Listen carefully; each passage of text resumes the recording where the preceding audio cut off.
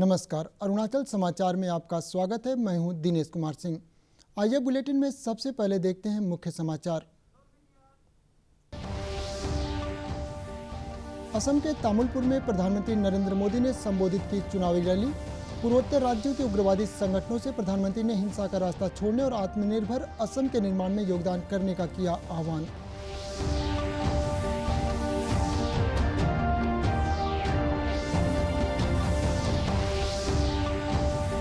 East Siang जिले के JN college Pasighat में मुख्यमंत्री पेमा खांडू ने एयरगन सरेंडर अभियान का औपचारिक रूप से किया शुभारंभ। 300 से अधिक लोगों ने सरेंडर किया अपना एयरगन।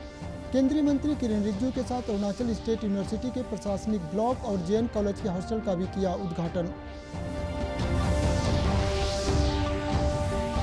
केंद्रीय माध्यमिक शिक्षा बोर्ड ने शैक्षणिक वर्ष 2021-22 के लिए 9वीं से 12वीं कक्षा तक के छात्रों के पाठ्यक्रम में कोई कटौती नहीं करने का किया ऐलान। बोर्ड ने जारी किया नया पाठ्यक्रम।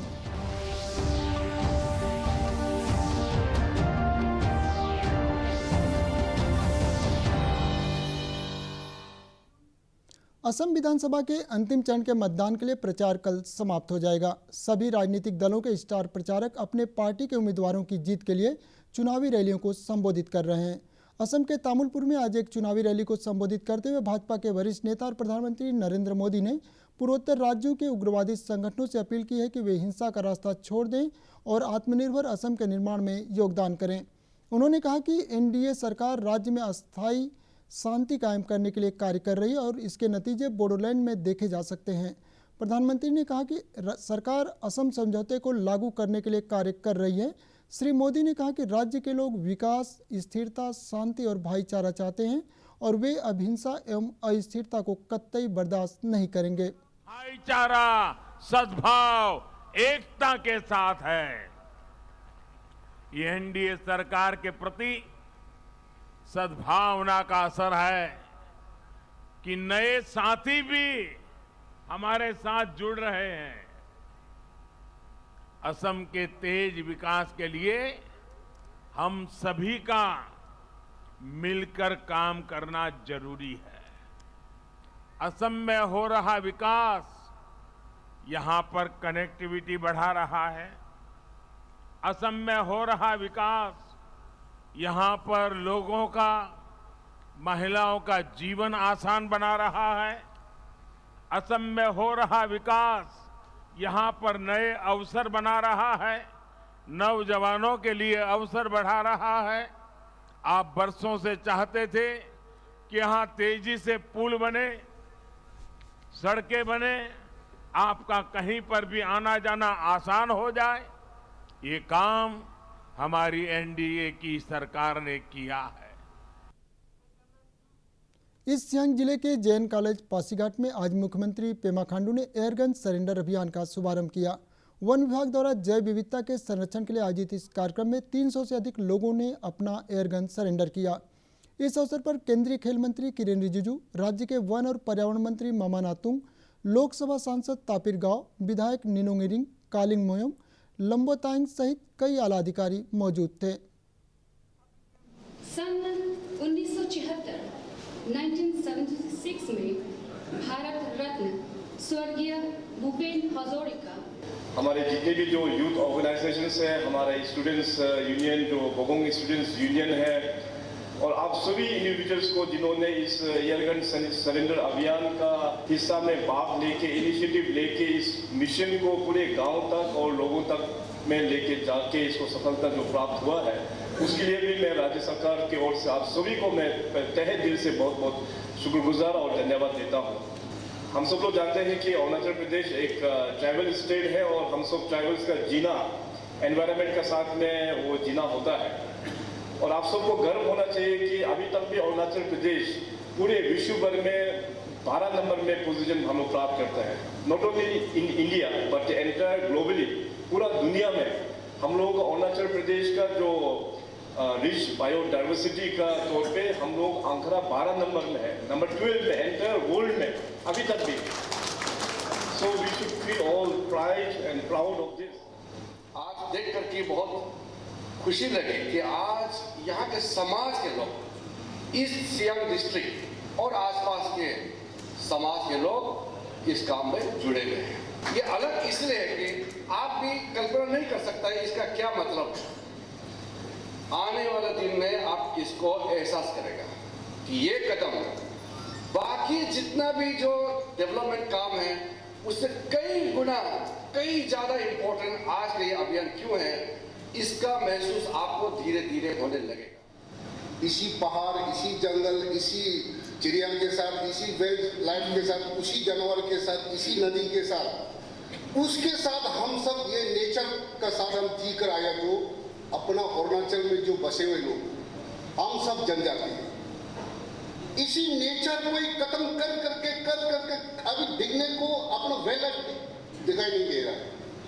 हम नेचर को कितना डिस्ट्रॉय करेंगे, कितना करेंगे, उसके लिए कोई सोचने वाला नहीं। हम लोगों ने विचार किया कि नहीं, अभी इस समय अपना नेचर को, ये प्रदेश का जो अपना जो फ्लोरा एंड फौना। मुख्यमंत्री पेमा खांडू और केंद्रीय खेल मंत्री किरेन रिजिजू ने आज ईस्ट सियांग जिले के पासीघाट में अरुणाचल यूनिवर्सिटी के प्रशासनिक भवन का उद्घाटन किया। मुख्यमंत्री ने कहा कि अरुणाचल प्रदेश राज्य विश्वविद्यालय का विकास सरकार की प्राथमिकता में है। करीब 10 करोड़ की लागत से इस भवन का निर्माण किया गया है।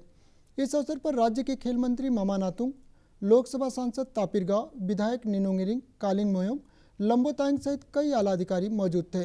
मुख्यमंत्री ने आज पासीघाट में जवाहरलाल नेहरू कॉलेज के बॉयज हॉस्टल के ब्लॉक 2 और ब्लॉक 3 का भी उद्घाटन किया। वर्ष 1964 में स्थापित जैन कॉलेज राज्य में सबसे पुराना उच्च शिक्षण संस्थान है और सरकार ने इसके जर्जर हो चुके छात्रावासों के पुनर्निर्माण के लिए प्राथमिकता के आधार पर धनराशि आवंटित की है।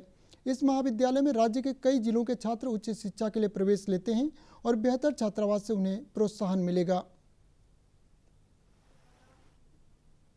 मुख्यमंत्री पेमा खांडू ने कल ईटानगर में 2018 और 2019 बैच के प्रोबेशनर IPS अधिकारियों से मुलाकात की।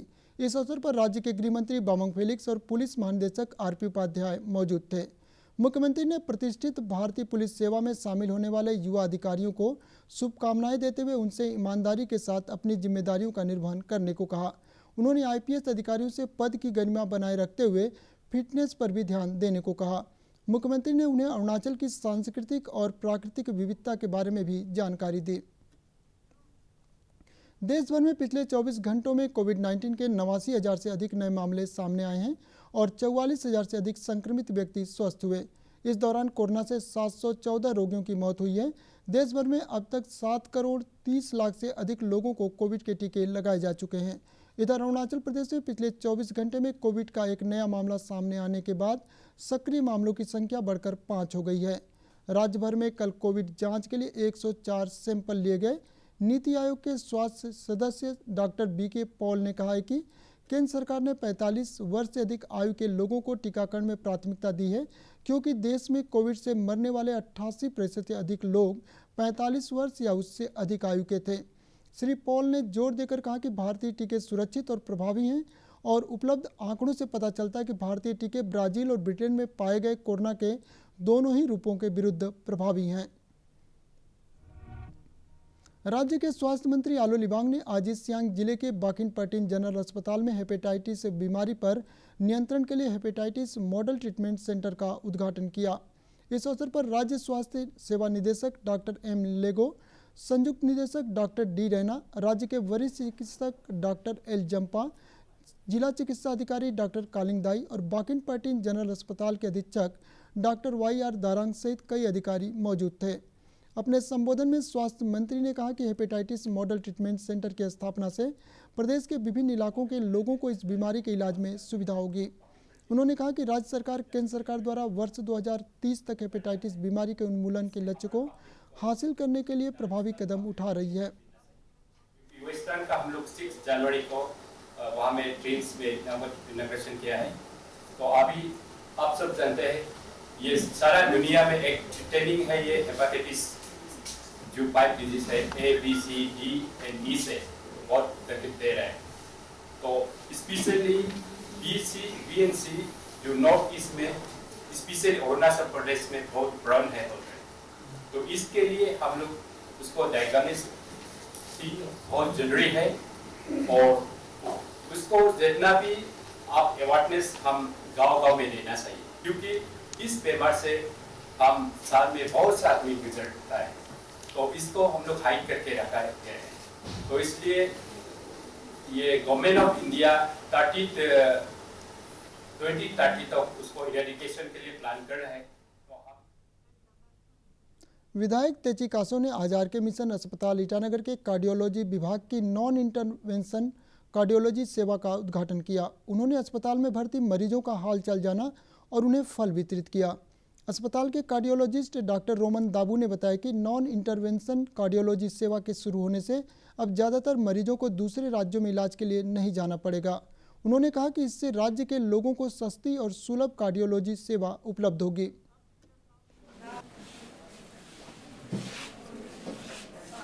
काफ़ी ECG वगैरह का, हार्ट वगैरह का काफ़ी मशीन आया हुआ है और हर किस्म का टेक्नोलॉजी आजकल काफ़ी मशीन आया है। उसका जो उद्घाटन करने के लिए दिया है, तो हमने उद्घाटन किया। तो कल को जो भी बीमारी है हार्ट का और जो है यहाँ हॉस्पिटल में आने से तो वो ट्रीटमेंट करेगा तो पता चलेगा क्या सुविधा कौन क्या बीमारी का लिए यहाँ सुविधा है। As a cardiologist, it is my vision is to make sure one day we don't have to refer patients from here to outside. We have so many people who are from rural background, people who cannot actually afford. So if we can have catheterization laboratory, cath lab, we can do all the procedures here, all the cardiac procedures that are done outside. It can be done here. Then one day we don't have to refer patients outside from our state. So in that way, all the poor people who are. Arunachal Pradesh राज्य विधानसभा के अध्यक्ष पासांग दोरजी सोना ने कल मेचुका सामुदायिक स्वास्थ्य केंद्र में डेंटल OPD यूनिट और आयुष्मान भारत योजना के लिए कियोस्क का उद्घाटन किया। उन्होंने कहा कि अस्पताल में इस सुविधा के विस्तार से जिले के लोगों को दांतों से संबंधित बीमारियों की इलाज के लिए दूर नहीं जाना पड़ेगा और वे समय पर अपने दांतों की जांच भी करा सकेंगे। केंद्रीय वित्त मंत्रालय ने राज्यों को स्थानीय निकायों के लिए 4,608 करोड़ रुपए की अनुदान राशि जारी की है। यह राशि ग्रामीण और शहरी स्थानीय निकायों दोनों के लिए है। राज्यों को यह अनुदान राशि 15वें वित्त आयोग की सिफारिश पर दी गई है। ग्रामीण स्थानीय निकायों को अनुदान का उपयोग खुले में शौच मुक्त की योजनाओं और पेयजल की आपूर्ति, वर्षा जल संचयन तथा जल पुनर्चक्रण की स्वच्छता और रखरखाव के लिए आंशिक रूप से किया जाएगा। शहरी क्षेत्रों में इस राशि का उपयोग वायु गुणवत्ता, ठोस कचरा प्रबंधन और स्वच्छता उपायों पर भी किया जाएगा। केंद्रीय माध्यमिक शिक्षा बोर्ड CBSE ने शैक्षणिक वर्ष 2021-22 के लिए 9वीं से 12वीं कक्षा तक के छात्रों के पाठ्यक्रम में कोई कटौती नहीं करने का फैसला किया है। बोर्ड ने नया पाठ्यक्रम जारी किया है जिसमें पिछले शैक्षणिक वर्ष में हटाए गए अध्यायों और विषयों को आगामी शैक्षणिक सत्र 2021-22 में बहाल कर दिया गया है। आधिकारिक सूत्रों ने बताया कि पाठ्यक्रम में कटौती केवल एक बार 2021 की बोर्ड परीक्षाओं के लिए थी। पिछले वर्ष CBSE ने अपने पाठ्यक्रम को युक्तिसंगत बनाते हुए साल 2021 के लिए 9वीं से 12वीं कक्षा तक के पाठ्यक्रम में 30% की कटौती कर दी थी। कोविड-19 महामारी को देखते हुए छात्रों का बोझ कम करने के लिए निर्णय लिया गया था। जिन छात्रों के पाठ्यक्रम में कटौती की गई थी वे इस साल मई-जून में परीक्षा देंगे। तवांग स्थित वार मेमोरियल में आज भारतीय जनता युवा मोर्चा द्वारा सैनिक सम्मान कार्यक्रम आयोजित किया गया। इस अवसर पर गलवान वैली और 1962 में भारत चीन युद्ध में शहीद सैनिकों को श्रद्धांजलि दी गई। BJYM की अरुणाचल इकाई के अध्यक्ष राम ताजो ने कहा कि हमारे देश के जाबाज सैनिकों के चलते ही भारतीय सीमा सुरक्षित है और चीन के नापाक इरादों का मुंहतोड़ जवाब दिया जा रहा है। उन्होंने कहा कि अरुणाचल प्रदेश शुरू से ही भारत का अभिन्न अंग है और प्रदेश का हर नागरिक को भारतीय होने का गर्व है।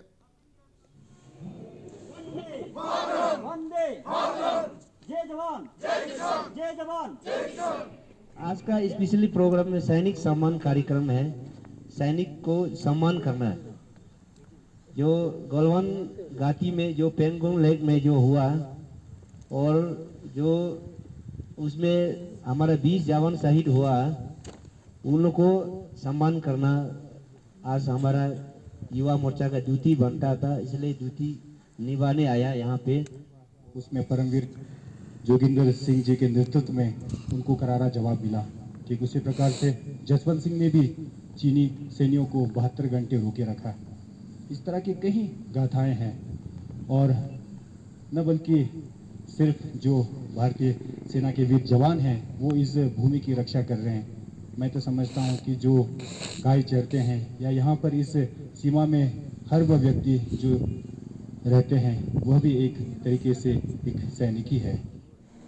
जो शहीद हुआ है, जो स्पेशली जो गलवान वैली में हमारा 20 जवान शहीद हुआ था, उसके लिए आज सम्मान करने यहाँ तावांग वार मेमोरियल में आया है। राज्य के शिक्षा मंत्री ताबा तेदिर ने लोअर सुबनसिरी जिले के याजली में पहली बार inter circuit district level T20 cricket प्रतियोगिता का उद्घाटन किया। अरुणाचल प्रदेश क्रिकेट एसोसिएशन के सहयोग से लोअर सुबनसिरी क्रिकेट संघ द्वारा आयोजित इस प्रतियोगिता में लोअर सुबनसिरी जिले के जीरो, पिस्ताना, याजली, याचुली और डीट अंचल की क्रिकेट टीमें हिस्सा ले रही हैं। इस प्रतियोगिता का उद्देश्य स्थानीय स्तर पर क्रिकेट को बढ़ावा देना और मादक पदार्थों के खिलाफ जन जागरूकता पैदा करना है। सिटीजन भी है। अरुणाचल क्रिकेट एसोसिएशन ने बहुत सालों से क्रिकेट को आगे बढ़ाने के लिए कोशिश कर रहा है और अभी हमने सुना हमारी honorary president Arunachal cricket association ने कहा कि बीसीसीआई में एप्लीकेशन कर लिया है। ये बहुत अच्छी बात है और जब एप्लीकेशन होने के बाद ही हमारे स्टेट की जो क्रिकेट एसोसिएशन को रिकॉग्नाइज होता है और जब रिकॉग्नाइज होने के बाद हमारे प्लेयर को भी हर जगह में खेलने के लिए मौका मिलेगा, चाहे वो रणजी ट्रॉफी हो, चाहे देवधर ट्रॉफी हो, चाहे नेशनल। अरुणाचल समाचार के आज के अंक में इतना ही। जाने से पहले आप सभी से अनुरोध है कि कोविड-19 के दिशा निर्देशों का पालन करें, हमेशा मास्क लगाएं और बार बार हाथ धोएं और सोशल डिस्टेंसिंग के नियमों को मानें। हम कल फिर हाजिर होंगे अरुणाचल और देश दुनिया की खबरों के साथ। चलते चलते आपको बता दें, आप अरुणाचल समाचार हमारे YouTube channel DD news Arunachal पर भी देख सकते हैं। देखते रहिए अरुण प्रभा। नमस्कार।